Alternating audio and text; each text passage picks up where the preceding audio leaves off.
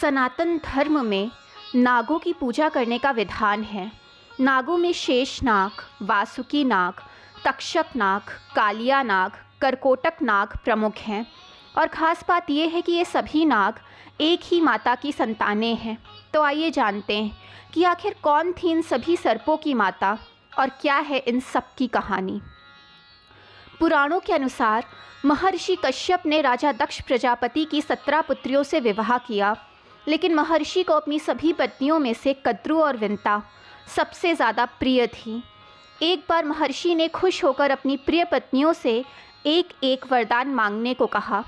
कद्रू ने महर्षि से 1000 पराक्रमी पुत्रों की माता बनने का वरदान मांगा, तो विंता ने उनसे विपरीत जाकर महर्षि से एक ऐसे पुत्र की कामना की जो कद्रू के सभी पुत्रों का नाश कर सके।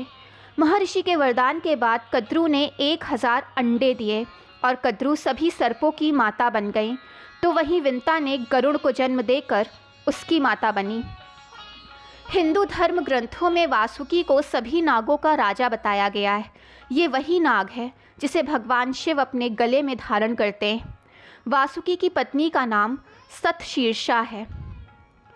शेषनाग, शेषनाग को अनंत के नाम से जाना जाता है। इस नाग की गिनती सबसे बलशाली सर्पों में होती है। मान्यता है कि भगवान नारायण क्षीर सागर में शेषनाग के आसन पर ही विराजित होते हैं।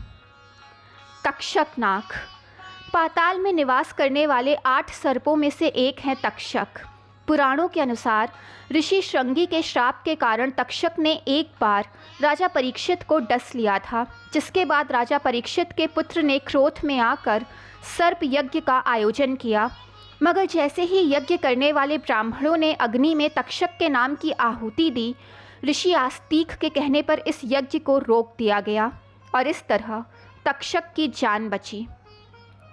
कालिया नाग, यमुना नदी में अपनी पत्नियों के साथ रहने वाले कालिया नाग के बारे में ज़्यादातर लोग जानते हैं। कालिया नाग के फन पर ही भगवान विष्णु ने कृष्ण रूप में नृत्य किया था। करकोटक नाग, करकोटक नाग को भोले बाबा का ही गढ़ माना जाता है। एक बार सभी सर्पों को भस्म होने का श्राप मिला, जिससे बचने के लिए करकोटक नाग वन में जाकर शिवलिंग के सामने तप करने लगे। करकोटक नाग की तपस्या से प्रसन्न होकर भोलेनाथ ने करकोटक को शिवलिंग में प्रवेश करवाकर उसकी प्राण रक्षा की।